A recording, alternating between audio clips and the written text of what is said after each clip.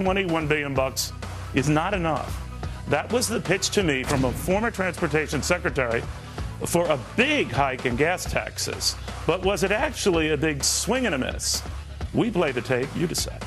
That's what we've always done in America. All right. Well, we also account for the monies we spend in America, but we'll see, Secretary. It's being accounted for, Neil. All right, I wish you were right. Well, we'll see. Secretary, well, I am right.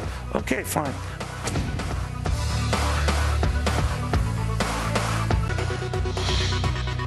If Congress doesn't step up and either increase the gas tax, they'll have to take the money out of the general fund.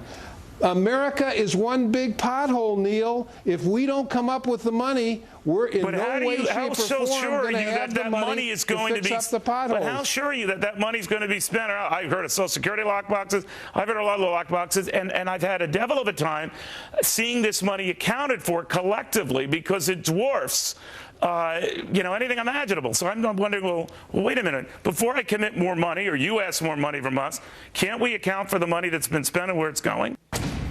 All right, no answer on that one. So a question now. Former Transportation Secretary Ray LaHood says that we need to fix our infrastructure, which we actually do need to do, and we do need a hike in the federal gas tax to do it. But again, my question remains as it was to him.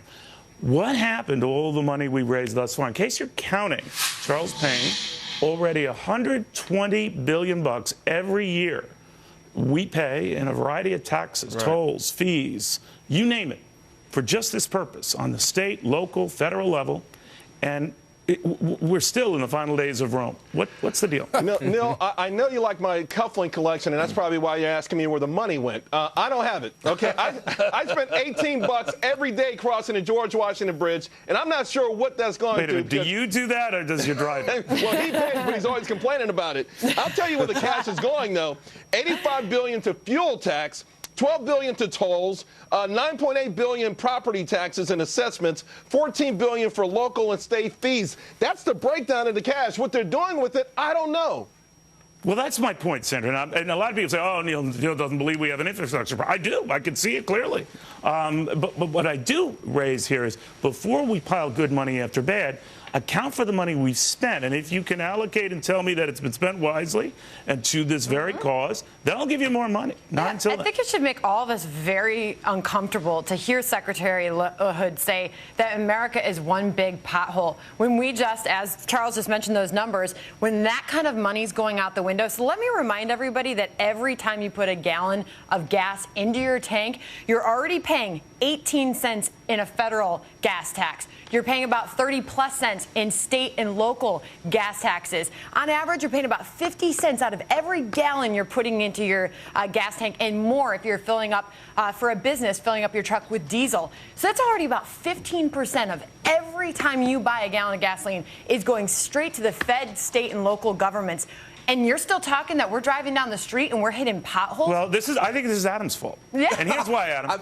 Remember when they started the lottery thing? It was going to go to education. So by now, with the trillions probably spent on lotteries, right? All our kids should have gold-plated laptops. They should all be geniuses. They're still as stupid as ever.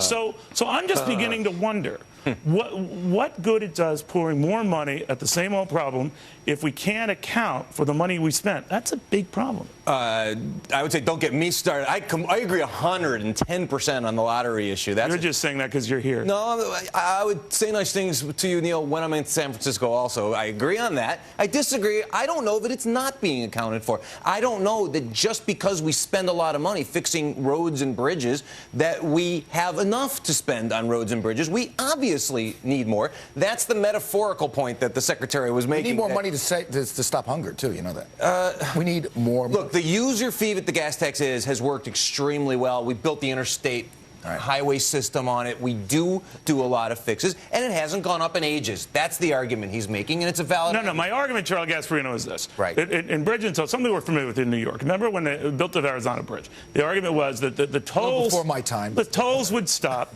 when the bridge was paid for. The bridge was paid for like 300 years ago. So now you're asking, like, okay, then what the hell are we paying? No, my point is not to be indifferent to our infrastructure problems, but to not compound the problem. We've been having this stupid conversation conversation for like 40 years. By the way, it's not too stupid if we're doing a segment on it. No, stupid conversation over whether we have an infrastructure crisis. Yeah. I don't know if we have a crisis. I get to wherever I have to get to on time.